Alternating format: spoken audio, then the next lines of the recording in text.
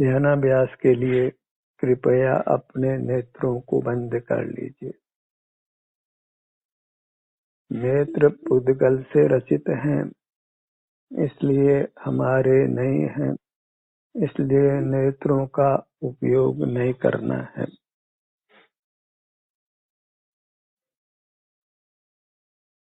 इंद्रियों से हम बाहर देखते हैं, इंद्रियां हमारी नहीं हैं, इसलिए बाहर नहीं देखना है। मूर्त शरीर और मूर्त इंद्रियों से हम बाहर की दुनिया से जुड़ते हैं, उनके पराधीन नहीं रहना है, बाहर की दुनिया से नहीं जुड़ना है, तभी हम स्वाधीन हो सकते हैं। कर्मों के बंधन से मुक्त होकर उत्तम अविनाशी सुख को पा सकते हैं, परमात्मा हो सकते हैं। मूर्त कर्म और मूर्त शरीर की सहाय से कुछ भी नहीं करना है। हम अमूर्त हैं, सुख स्वभावी हैं, तो हमें अपने से युक्त रहकर सुखी रहना है। सिर से पैरों तक ये हमारा विस्तार है, जो शरीराकार होने से शरीर रूप से अनुभव में आता है। इसका अनुभव ही हम स्वाधीनता से कर सकते हैं। इसका अनुभव अर्थात इसमें जो भी इसके सुकून की पर्याय है, अवस्था है, उसी का हमने अनुभव करना है। यही कार्य हम स्वाधीनता से कर सकते हैं और इसी कार्य को करके हम स्वाधीन हो सकते हैं। पराधीन काम करते हुए स्वाधीन नहीं हुआ जा सकता है। पराधीनता का फल पराधीनता ही होती है। स्वाधीनता का फल ही स्वाधीनता है। अपना आश्रय करने के लिए बाहर से दृष्टि हटाना है, तो स्वतः ही हमको हमारी चिन्ह मूर्त का संवेदन होने लगता है। इसमें जो भी सुख दुख की दशा है, उसका हमको भोग होता है। इसमें अपना ही सेवन है, किसी मूर्त पदार्थ का सेवन नहीं है, किसी मूर्त पदार्थ का अवलंबन नहीं है। परमात्मा तो इंद्रिय गम्य नहीं होने से उनका आलंबन करना संभव ही नहीं है। उनकी मूर्त प्रतिमा का ही हम आलंबन करते हैं। वह वास्तव में परमात्मा का अवलंबन नहीं होकर पुद्गल का ही अवलंबन है। हम पुद्गल नहीं हैं, परमात्मा भी पुद्गल नहीं है।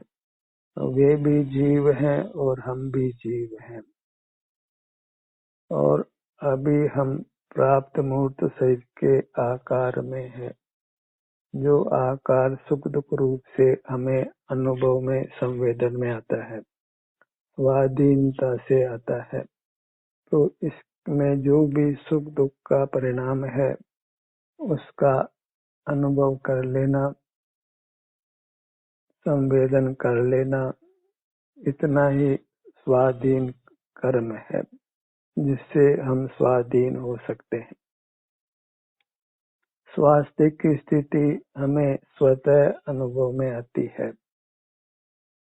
बस इंद्रिय द्वार ही उस अनुभूति को रोकता है। हमें इंद्रियों से, मन से मूर्त पदार्थों को विषय नहीं करना है। वचन चेष्टा, काय चेष्टा भी इस मूर्त शरीर के सद्भाव से ही होती है, सो वह भी नहीं करना है।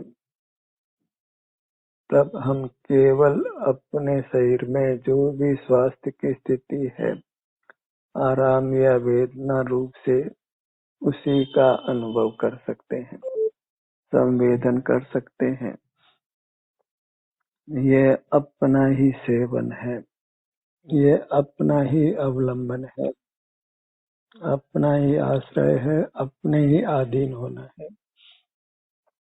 इसी से मुक्ति रूपी सर्वोत्तम फल प्राप्त होता है।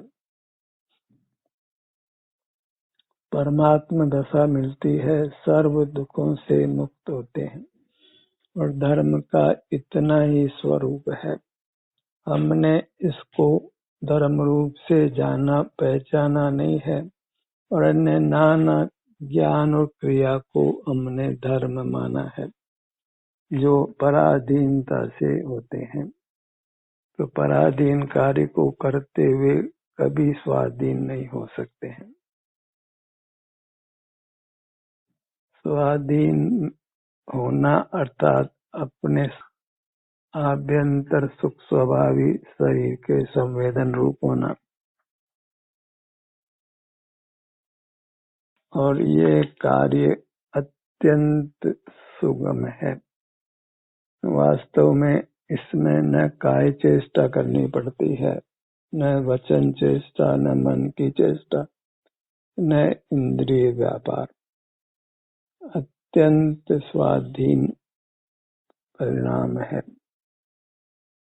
आपको आपका अनुभव करना, आपका अनुभव अर्थात अपने सुख गुण की जो भी अवस्था है, पर्याय है, उसका अनुभव करना, वही अपना सेवन करना है। स्वावलंबी होना है, जिससे हम कर्मों के बंधन से मुक्त होते हैं। राग आदि दोष उत्पन्न नहीं होते। हम शांति का अनुभव करते हैं, वीतराग रहते हैं। वचन चेष्टा, काय चेष्टा नहीं होने से हम निष्कंप रहते हैं, प्रतिमावत हो जाते हैं। अपने विस्तार के सन्मुख होकर विस्तार में जो भी सुख की स्थिति है, उसका हमको अनुभव स्वमेव होता है। काम तो वास्तव में इतना ही है कि हम बहिर्मुखता को छोड़ें, बहिर्मुख नहीं रहें। बाहर सुख नहीं है तो बाहर देखना नहीं है। बाहर अर्थात अपने से भिन्न किसी पदार्थ में सुख नहीं है। किसी भी पर पदार्थ का आश्रय कर हम स्वस्थ नहीं हो सकते हैं, सुखी नहीं हो सकते हैं। नाना दवाओं का अनुसंधान होने पर भी रोग थमते नहीं है, बढ़ते ही जा रहे हैं और रोग से काल कवलित भी हो रहे हैं, प्राणों का त्याग भी कर रहे हैं। रोग पूर्व कर्म के उदय से होता है, पर उसको भोग लेना ही स्वाधीन उपाय है। वेदना पूर्व कर्म के उदय से होती है, उस वेदना को भोग लेना ही मुक्ति का स्वाधीन उपाय है।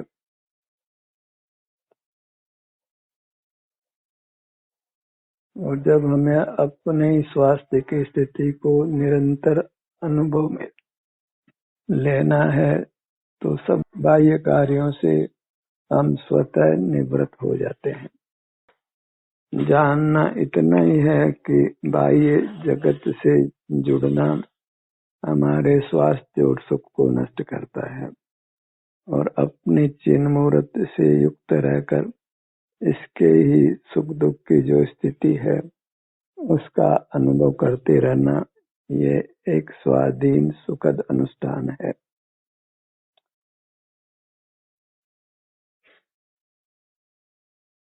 जब बहिर्मुख नहीं होते और निर्धार किया है कि बाहर रहने से संसार ही बढ़ता है, कुछ कर्मों का नाश नहीं होकर कर्मों का बंध ही होता है, भीषण दुख होने का प्रसंग उपस्थित होता है, तो नेत्रों को बंद कर रहना है।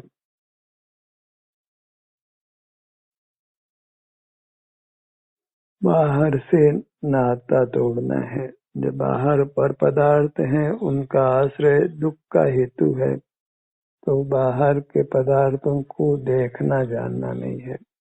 उनको देखना जानना ही पराश्रय नाम पाता है, और उसी से हमारी संसार यात्रा हो रही है, अनादि से हो रही है।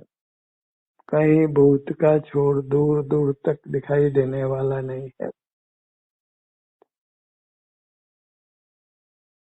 अपनी मूरत को ही परमात्मा मानकर नमन कीजिए। इसी से आनंद की याचना कीजिए, तो अवश्य ही आपको आनंद की प्राप्ति होगी और दुखों से निवृत्ति होगी।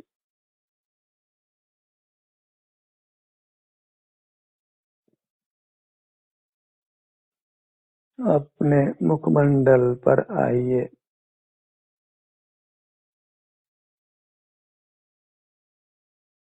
तो आपको मुखमंडल के स्वास्थ्य की स्थिति का अनुभव होगा।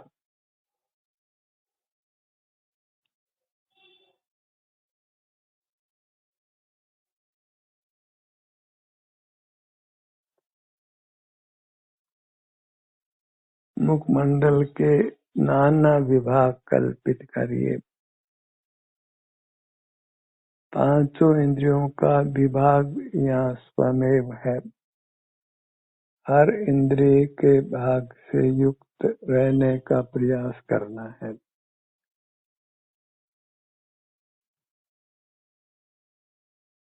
एक एक इंद्रिय के उपयोग से इस जीव ने भव भव में दुख पाया है।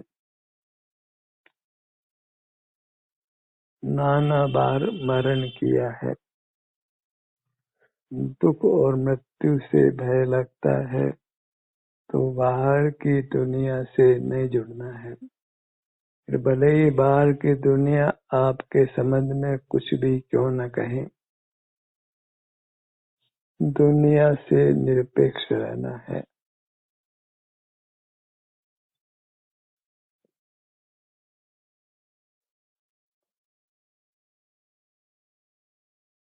सिर का भाग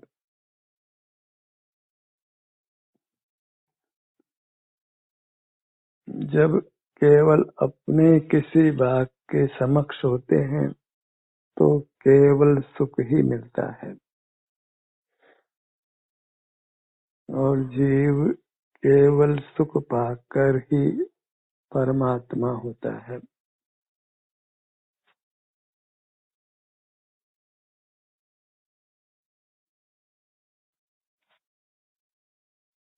पांचों इंद्रियों को बारी बारी से संवेदन में लीजिए। जिन आत्म प्रदेशों का उपयोग हमने मूर्त पदार्थों को देखने जानने में लगाया है, उन्हें आत्म प्रदेशों का अपने सुख के संवेदन में उपयोग में लीजिए।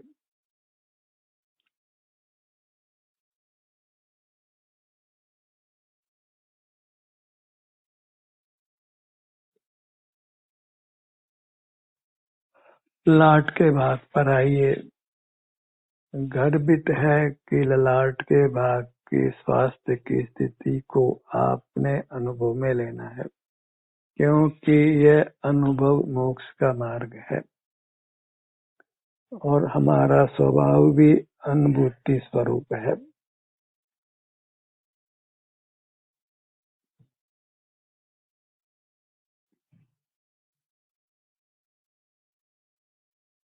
अनुभव रूपी नौका पर बैठकर अंतर में विहार करिए। एक हंस जिस प्रकार सरोवर में विहार करता है, ऐसे अपने चित्काया रूपी शरीर में हंस रूप होकर विहार करिए।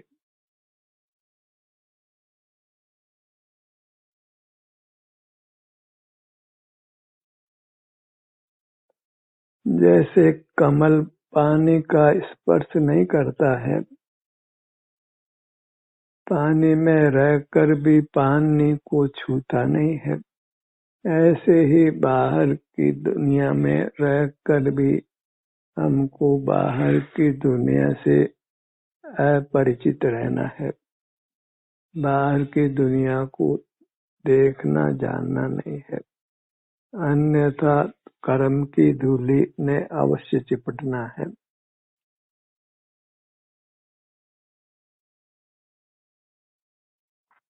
इस दुनिया से बाहर रहना है और वह बाहर रहना ही अपने में रहना है, अपना संवेदन करना है। बाहर की दुनिया में वैश्विक सुख दुख मिलता है और अपने शरीर रूपी दुनिया में रहने से उत्तम अतीन्द्रिय सुख मिलता है।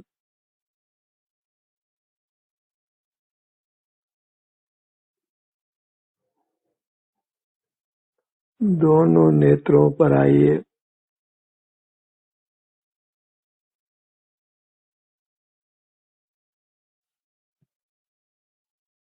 बाएं नेत्र से दाएं नेत्र तक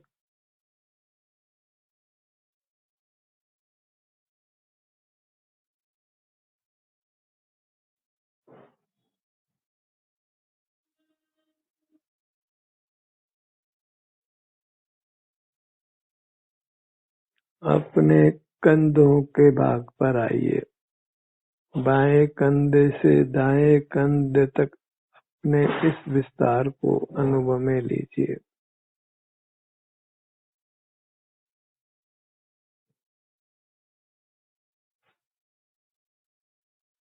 सुख स्वभावी जीव को सुख का अनुभव होता है, वही जीव की आकांक्षा भी है। बस बाहर के देखने जानने का लोभ छोड़ना है।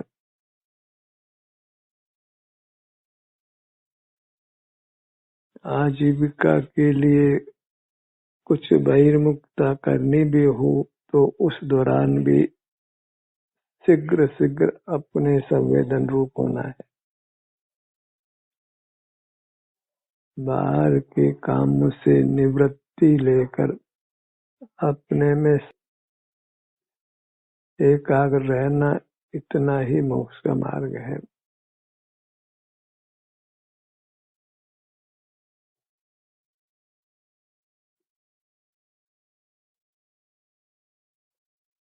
कानों के भाग पर आइए। हर भाग की सुख दुख की संवेदना को ग्रहण करना है। वह इसलिए कि सुख हमारी संपत्ति है, हमारा भाव है, इसमें किसी की सहाय नहीं है। बिना पर की सहाय के रहना है।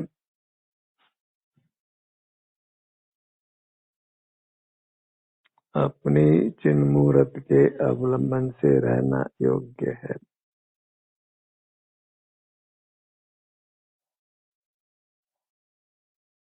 नासिका भाग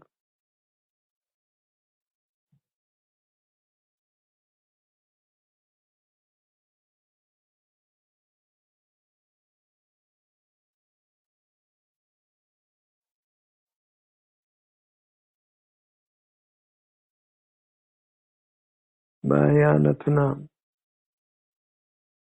दायां नथुना,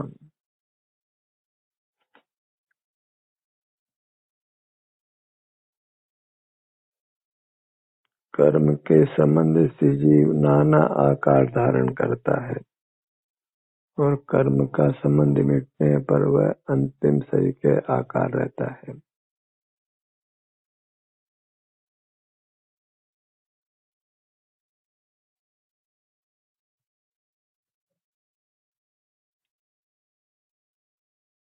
अपने ध्यान को अपनी नासिका पर लाइए।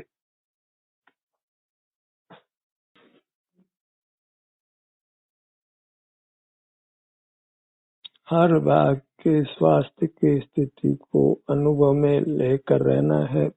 इससे सहज ही आप बहिर्मुखता से मुक्त रहते हैं। कषायों से मुक्त रहते हैं, पाप परिणाम से मुक्त रहते हैं, परावलंबन से मुक्त रहते हैं, स्वावलंबी रहते हैं और अपने सुख स्वभाव को ही भोगते हैं।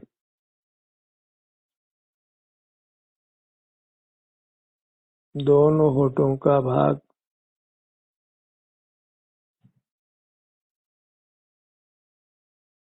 दोनों होठ मिले हुए हों,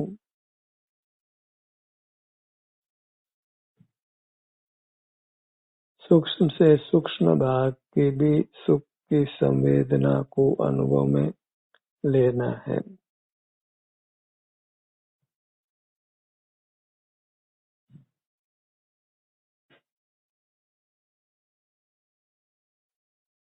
मुख के भीतर दंत पंक्ति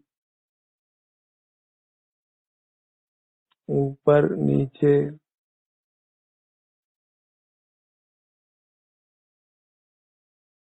दाढ़ का भाग,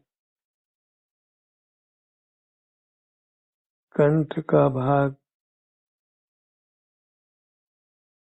बायां गाल, दायां गाल,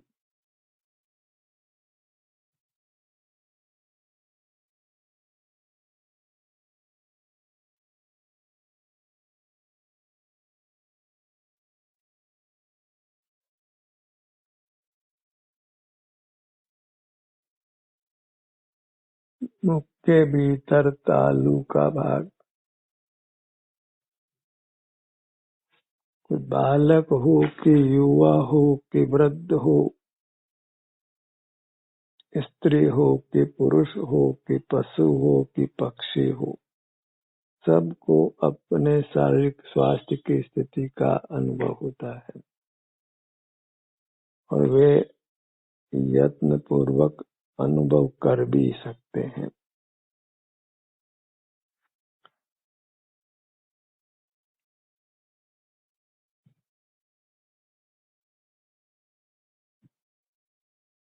गर्दन के भाग से युक्त रहिए।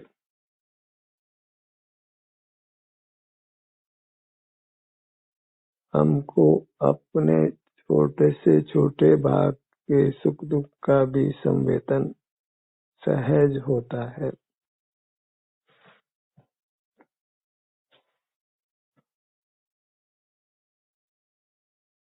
अपने सीने के भाग को अनुभव में लीजिए। यहाँ के स्वास्थ्य की स्थिति को भोगना है। हम सुख स्वभावी होने से भोगता है, अपने सुख दुख की दशा को भोगते हैं।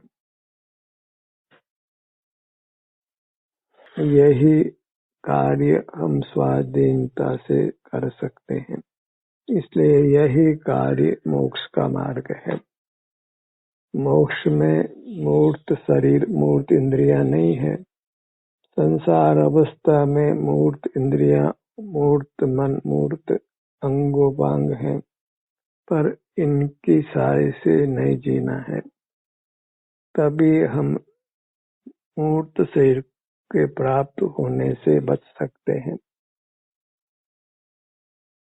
जहाँ मूर्त शरीर का संबंध है, फिर हम अत्यंत असुरक्षित होते हैं, क्योंकि मूर्त शरीर का घात होता है।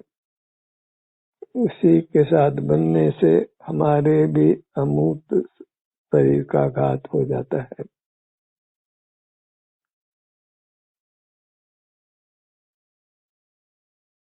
इसलिए प्राप्त मूर्त शरीर से मुक्त होने का सर्व उद्यम करना है।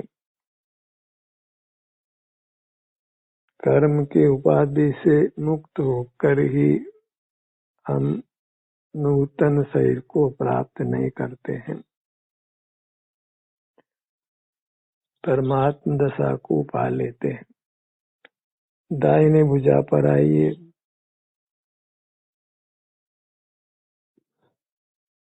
बिना नेत्रों को खोले ही, बिना अनेंद्रियों को उपयोग में लिए ही, बिना कुछ विचार किए ही उंगलियों के अग्रभाग से कंधे तक की स्वास्थ्य की स्थिति का आपको अनुभव होता है।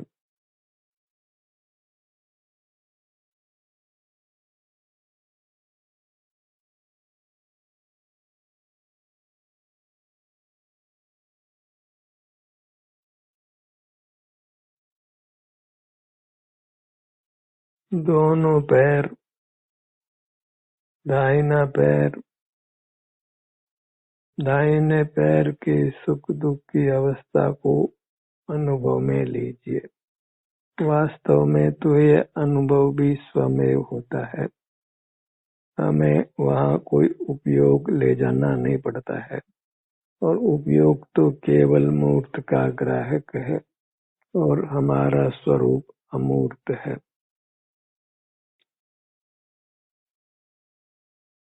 बायां पैर,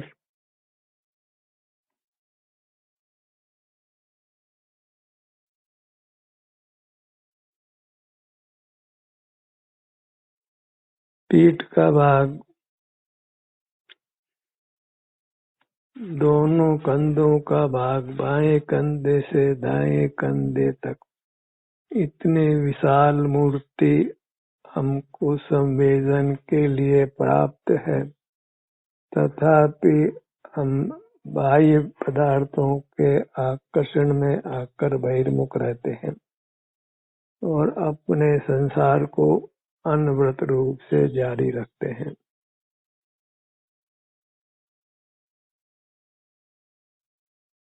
अपने सन्मुख रहकर वीतराग रहिए।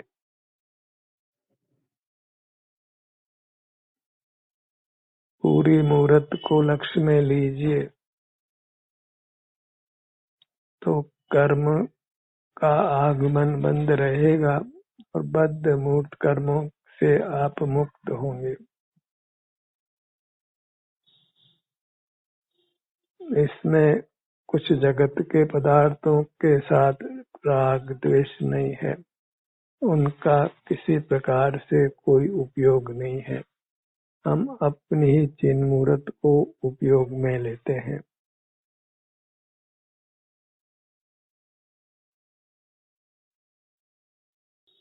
ध्यान का सत्र यहीं समाप्त होता है।